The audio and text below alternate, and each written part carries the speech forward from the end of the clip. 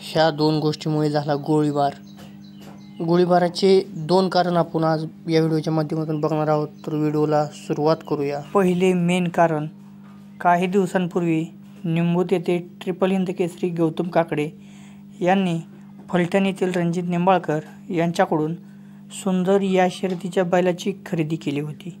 37 लाख रुपयांमध्ये हा व्यवहार ठरलेला होता. त्यामध्ये रणजित निंबाळकर यांना 5 लाख रुपये गौतम काकडे यांनी विसारद म्हणून दिले होते. उर्वरित रक्कम कागदपत्र पूर्ण करून देण्यात ठरवण्यात आले होते. म्हणजे पहिला विषय हा पैशाचा होता. दुसरं कारण, वादावाद.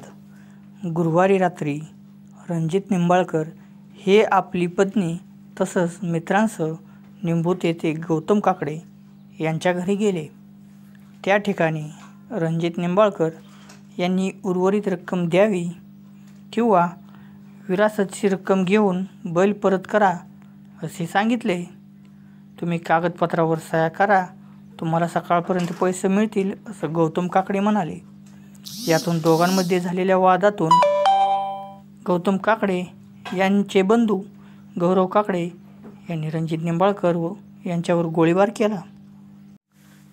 रणजित निंबाळकर यांच्या डोक्याला गोळी लागल्याने ते जागेवरच कोसळले. सुरुवातीला त्यांना बारामतीत उपचारासाठी नेण्यात आले. मात्र गंभीर परिस्थितीमुळे त्यांना पुण्यात हलवण्यात आलं होतं.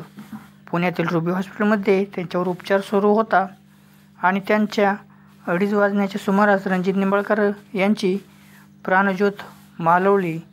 या घटनेनंतर बारामती, फलटणसह बैलगाडा शर्यत क्षेत्रातही खळबळ उडाली.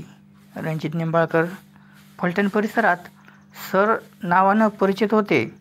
ते सैन्य, पोलीस दलातील भरतीपूर्व प्रशिक्षक केंद्र चालवत होते व त्यांच्या दुर्दैवी मृत्यूमुळं सर्वत्र हळहळ व्यक्त होत आहे.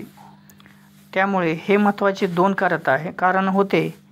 एक कारण हे पैशाचा वाद आणि दुसरा कारण हे त्यांच्यामध्ये झालेले वादावाद. तुम्हाला ही माहिती क्लिअर व्हावी म्हणून मी ही माहिती सांगितलेली आहे. भेटूया अशाच एका नव्या व्हिडिओमध्ये. जय महाराष्ट्र.